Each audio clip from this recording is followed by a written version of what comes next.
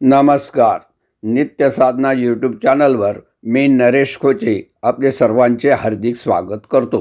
मित्रहो, भारत हा विविधतेने नटलेला देश आहे. देशात धार्मिकदृष्ट्या देखील विविधता असून त्यांचे अनेक उदाहरणे देखील आहेत. प्रत्येक राज्यात प्रांतात वेगवेगळी प्रथा परंपरा पाहावयास मिळते. अशीच एक आगळीवेगळी परंपरा दक्षिणेतील मंदिरात दिसून येते. ही परंपरा म्हणजे या ठिकाणी देवाचे दर्शन घेण्यासाठी आलेल्या भक्तांच्या डोक्यावर मुकुट ठेवला जातो.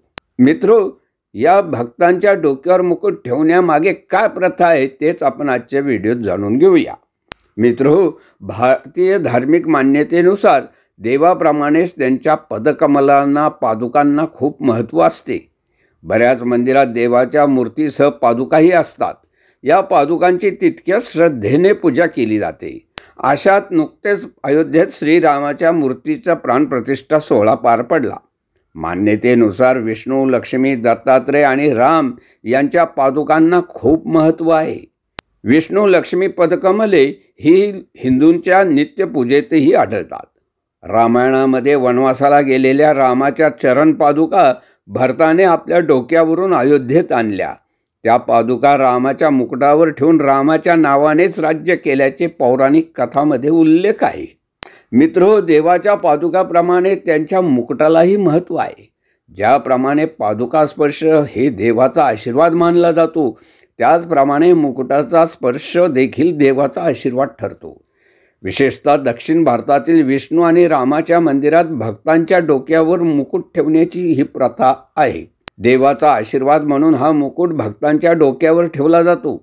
दक्षिण भारतातील मंदिरात पुजारी भक्तांना तुळशीपत्र आणि कापूर असलेले तीर्थ देत चांदी किंवा तांब्याचा सुंदर मुकुट भक्तांच्या डोक्यावर क्षणभर ठेवला जातो.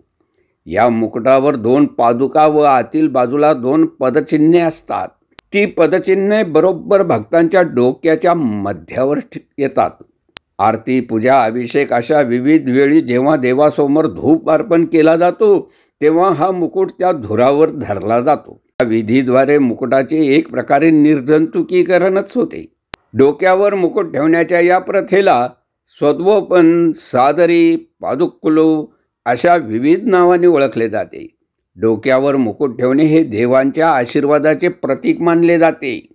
तर मित्र, ही होती दक्षिणेत भक्तांच्या डोक्यावर आशीर्वादपर मुकुट का ठेवतात याविषयीची विशेष माहिती. अशा ज्ञानवर्धक, उद्बोधक आणि आध्यात्मिक विषयावरील नवनवीन व्हिडिओसाठी आजच आमच्या नित्य साधना चॅनलला सबस्क्राईब करा.